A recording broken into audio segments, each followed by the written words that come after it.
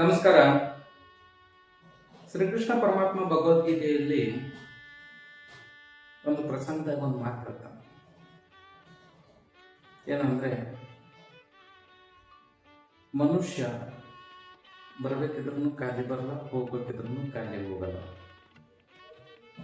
ನಾವು ನೀವು ಅಲ್ಲಿ ಕೇಳಿವಿ, ಬರಿಗೆಯಲ್ಲಿಂದ ಬಂದು ಬರಿಗೆಯಲ್ಲಿಂದ ಹೋಗ್ತೀವಿ ಅಂತ ಎಲ್ಲರೂ ಅದೇ ಹೇಳ್ತೀವಿ. ಆದರೆ ಶ್ರೀಕೃಷ್ಣ ಪರಮಾತ್ಮ ಮಾತ್ರ ಒಂದು ಪ್ರಸಂಗದಲ್ಲಿ ಆತ ಹಿಂಗೆ ಆತ ಏನು ಹೇಳ್ತಾನಂದ್ರೆ, ಮನುಷ್ಯ ಬರುವಾಗ ಭಾಗ್ಯವನ್ನು ತೆಗೆದುಕೊಂಡು ಬರುತ್ತಾನೆ, ಹೋಗುವಾಗ ತನ್ನ ಕರ್ಮಗಳನ್ನು ತೆಗೆದುಕೊಂಡು ಹೋಗುತ್ತಾನೆ ಅಂತ ಹೇಳ್ತಾರೆ. ಅದು ಸರಿ ಅನ್ನಿಸ್ತದೆ. ನಾವು ನಮ್ಮ ಸುತ್ತಮುತ್ತಲಿನ ಜನರ ಜೀವನವನ್ನು ಗಮನಿಸಿ ನೋಡಿದಾಗ ಮತ್ತು ನಮ್ಮ ಜೀವನವನ್ನು ನಾವು ಗಮನಿಸಿ ನೋಡಿದಾಗ ನಮಗೆ ಅನೇಕ ರೀತಿಯ ಅನುಭವಗಳು ಅಥವಾ ಆ ಅನುಭವಗಳನ್ನು ಹೊರಹೆಚ್ಚಿ ನೋಡಿದಾಗ ಈ ಕೃಷ್ಣನ ಮಾತುಗಳು ಸತ್ಯ ಅನ್ನಿಸ್ತವೆ.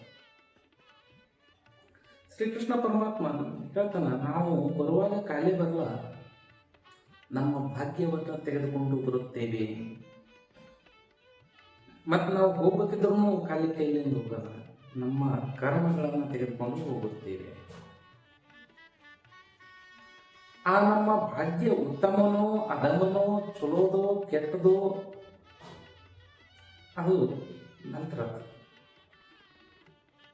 ನಾವು ನಮ್ಮ ಜೀವನದಲ್ಲಿ ಯಾವ ರೀತಿಯ ನಮ್ಮ ವರ್ತನೆಗಳಿರ್ತಾವ, ನಮ್ಮ ಕಾರ್ಯಗಳಿರ್ತಾವ, ಯೋಚನೆಗಳಿರ್ತಾವ, ಕೆಲಸಗಳಿರ್ತಾವ, ಆ ರೀತಿಯ ಒಂದು ನಮ್ಮ ಭಾಗ್ಯದ ನಿರ್ಮಾಣ ಆಗ್ತದೆ. ಈ ಜನ್ಮಕ್ಕಾಯ್ತು, ಮುಂದಿನ ಜನ್ಮಕ್ಕಾಯ್ತು. ಪುನರ್ಜನ್ಮದಲ್ಲಿ ನಂಬಿಕೆ ಇಡುವುದು ನಮ್ಮ ಹಿಂದೂ ಧರ್ಮದ ಒಂದು ನಂಬಿಕೆ. ಪುನರ್ಜನ್ಮ ಇದೆ ಅಂತ ಹೇಳಿ ನಾವು ನಂಬ್ತೇವೆ.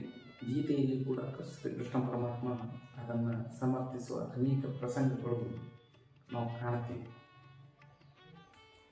ಪುನರ್ಜನ್ಮದಲ್ಲಿ ನಂಬಿಕೆ ಇರುವುದರಿಂದಾಗಿ ಈ ಜನ್ಮದ ಕರ್ಮಗಳ ಫಲ ಮುಂದಿನ ಜನ್ಮಕ್ಕೆ ಸಿಗ್ತವ ಅನ್ನೋದು ನಮ್ಮ ನಂಬಿಕೆ.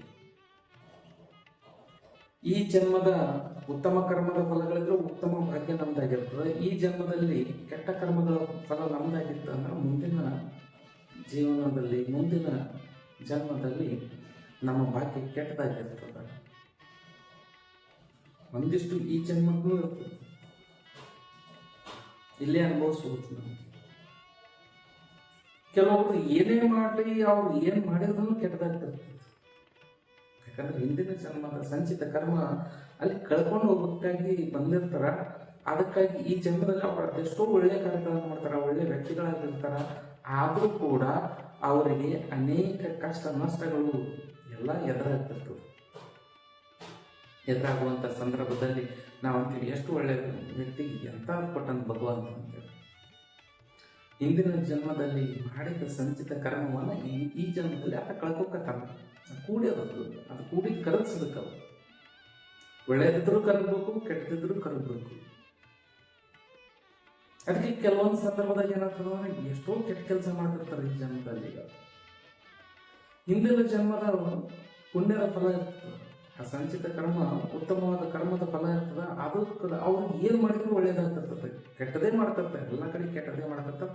ಆದರೂ ಅವ್ರ ಜೀವನದಲ್ಲಿ ಒಳ್ಳೇದಾಗ್ತಿರ್ತದೆ, ಒಳ್ಳೇದು ಕಟ್ಟಿಸ್ತಾ ಇರ್ತದೆ. ನಾವು ಭಗವಂತನಿಗೆ ಸುಮ್ಮನೆ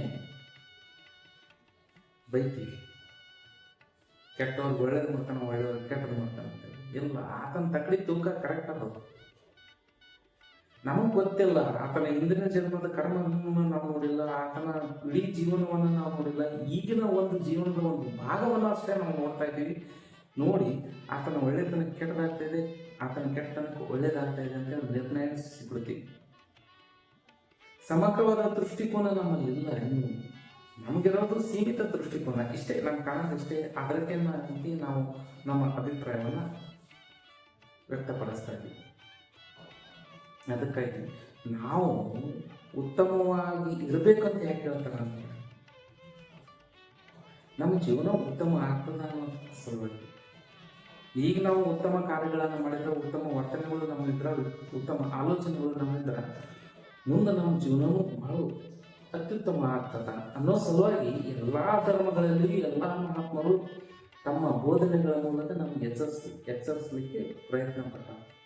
ಉತ್ತಮವಾದ ಕಾರ್ಯಗಳನ್ನು ಮಾಡಿ, ಒಳ್ಳೆಯ ಕಾರ್ಯಗಳನ್ನು ಮಾಡಿ, ಕೆಟ್ಟದಾದ್ರೂ ಒಳ್ಳೆಯ ಕಾರ್ಯಗಳನ್ನು ಬಿಡಬೇಡ್ರಿ. ಯಾಕಂದ್ರೆ ಆ ಕೆಟ್ಟದಕ್ಕಾಗ್ತಿರ್ತದಂದ್ರೆ ಹಿಂದೆ ನೀವು ಕೆಟ್ಟ ಕೆಲಸಗಳನ್ನು ಮಾಡಿದ್ದೀರಿ, ಇವತ್ತು ಅದನ್ನು ಅನುಭವಿಸಿರೋದ್ರಿಂದ ಇವತ್ತು ಅವುಗಳನ್ನು ಅನುಭವಿಸಿ ಒಟ್ಟುಗಳೇ ಕೆಲಸಗಳನ್ನು ನೀವು ಮಾಡ್ತಾ ಹೋದ್ರಿ ಅಂದ್ರೆ ಮುಂದೆ ನಿಮ್ಮ ಜೀವನದಲ್ಲಿ ಒಳ್ಳೆಯದೇ ಆಗ್ತದೆ ಅಂತ. ಈ ಜೀವನದಲ್ಲೇ ಇರ್ಬೋದು, ಮುಂದಿನ ಜನ್ಮದಲ್ಲಿ ಇರಬಹುದು. ಅದಕ್ಕಾಗಿ ನಾವು ಬರುವಾಗ ನಮ್ಮ ಕರ್ಮ ಫಲಗಳನ್ನು ಹೊತ್ಕೊಂಡ್ಬಂದಿವಿ, ಅದ್ರ ತಕ್ಕಂಗೆ ನಮ್ಗೆ ಇಲ್ಲಿ ಫಲಗಳು ಸಿಗ್ತಾವ, ಅನುಭವಗಳು ಸಿಗ್ತಾವ, ನಮ್ಮ ಜೀವನ ಇರ್ತದೆ. ಅದ್ರ ಜೊತೆಗೆ ನಾವು ಈ ಜನ್ಮದಲ್ಲಿ ಉತ್ತಮ ಕಾರ್ಯಗಳನ್ನು ಮಾಡಿದೆವು, ಉತ್ತಮ ಕರ್ಮಗಳನ್ನು ಮಾಡಿದೆವು ಅಂತಂದ್ರೆ ಅದು ಮುಂದಿನ ಜನ್ಮಕ್ಕೆ ಭವ್ಯವಾದ ಭಾಗ್ಯವನ್ನು ನಮಗೆ ತಂದುಕೊಡುತ್ತೆ, ನಿರ್ಮಿಸ್ತದೆ. ಅದಕ್ಕಾಗಿ ನೀವೆಲ್ಲ ಉತ್ತಮ ಜೀವನದ ಕಡೆಗೆ ಹೆಜ್ಜೆ ಹಾಕ್ಬೇಕಾಗ್ತದೆ. ಕೆಟ್ಟೇ ಆಗಲಿ ತೊಂದರೆ ಇಲ್ಲ, ಅದು ಏನೋ ಅದ, ಅದನ್ನು ನಾವು ಕಳ್ಕೊಂಡು ಹೋಗಕ್ಕೆ ಬಂದೀವಿ. ಕಷ್ಟ ಬಂದದಂದ್ರೆ ಅದರಲ್ಲಿ ಒಂದು ಪಾಠ ಕಲಿತೀವಿ, ಒಂದು ಅನುಭವವನ್ನು ಕಲಿತೀವಿ. ಅನುಭವದಿಂದ ಅಮೃತ ಸಿಗ್ತದಂತ ನನಗೆ ಗೊತ್ತಿತ್ತು ಮಾತ್ರ. ಆ ಅನುಭವದ ಅಮೃತದ ಮೂಲಕ ನಾವು ಒಳ್ಳೆಯತನವನ್ನು ಗಳಿಸಿಕೊಂಡು ಒಳ್ಳೆಯ ಕಡೆಗೆ ಸಾಗುವುದನ್ನು ಕಲಿಬೇಕು. ಆ ರೀತಿ ನಾವು ಒಳ್ಳೆತನ ಆಮದಾಯಿಸಿಕೊಂಡೇವಂದ್ರೆ ನಮ್ಮ ಮುಂದಿನ ಜೀವನವೂ ಕೂಡ ಒಳ್ಳೆಯದಾಗಿರುತ್ತೆ. ಈ ಜನ್ಮ ಥರ ಆಗಿರ್ಬೋದು, ಮುಂದಿನ ಜನ್ಮ ಥರ ಆಗಿರ್ಬೋದು. ಜೊತೆಗೆ ಇನ್ನೊಂದು ನೆನಪಿಡುವಂಥ ಒಂದು ಮುಖ್ಯವಾದ ವಿಚಾರ ಏನಂದರೆ, ತಂದೆ ತಾಯಿ ಮಾಡಿದ ಕರ್ಮಫಲ ಮಕ್ಕಳಿಗೂ ಬಿಟ್ಟು ಹೋಗ್ತೀವಿ. ನಾವು ಬರೀ ಆಸ್ತಿ ಅಷ್ಟೇ ಗಳಿಸಿರೋದಲ್ಲ, ನಮ್ಮ ಒಳ್ಳೆತನದ್ದು ಕೆಟ್ಟತನದ್ದು ಕೂಡ ನಮ್ಮ ಮಕ್ಕಳಿಗಾಗಿ ನಾವು ಗಳಿಸಿರ್ಬೇಕಾಗ್ತದೆ. ಉತ್ತಮ ಕೆಲಸ ಕಾರ್ಯಗಳನ್ನು ನಾವು ಮಾಡಿದರೆ ನಮ್ಮ ಮಕ್ಕಳಿಗೆ ಒಳ್ಳೆಯ ಭವಿಷ್ಯ ನಿರ್ಮಾಣ ಆಗ್ತದೆ. ಕೆಟ್ಟ ಕೆಲಸಗಳನ್ನು ಮಾಡಿದರೆ ಅದರ ಪರಿಣಾಮ ನಮ್ಮ ಮಕ್ಕಳ ಮೇಲೆ ಆಗ್ತದೆ. ನೀವು ಇದನ್ನು ಈ ಸಮಾಜದ ಅನೇಕ ಜನರ ಜೀವನವನ್ನು ಪರಿಶೀಲಿಸಿ ನೋಡಿದಾಗ ಗೊತ್ತಾಗ್ತದೆ. ಅದಕ್ಕೆ ಒಳ್ಳೇದು ಮಾಡಬೇಕು, ಕೆಟ್ಟದ್ದು ಮಾಡಬೇಕು ಅನ್ನೋ ನಿರ್ಧಾರ ಮಾಡಬೇಕು. ನಾವು ಒಳ್ಳೇದು ಮಾಡಬೇಕು ಅಥವಾ ಕೆಟ್ಟದ್ದು ಮಾಡಬೇಕು. ನಮ್ಮ ಜೀವನ ಹೆಂಗನೇ ಇರಲಿಪ್ಪ, ಕಷ್ಟದಾಗಿರಲಿ ಅಂತಂದ್ರೆ ಕೆಟ್ಟದ್ದು ಮಾಡ್ಕೊತೀವಿ. ನಮ್ಮ ಜೀವನ ಚಲೋತ್ನಾಗಿರಲಿ, ಉತ್ತಮವಾಗಿರಲಿ ಅಂದ್ರೆ ಒಳ್ಳೇದು ಮಾಡ್ಕೊತೀವಿ ಅಷ್ಟೇ. ಧನ್ಯವಾದಗಳು.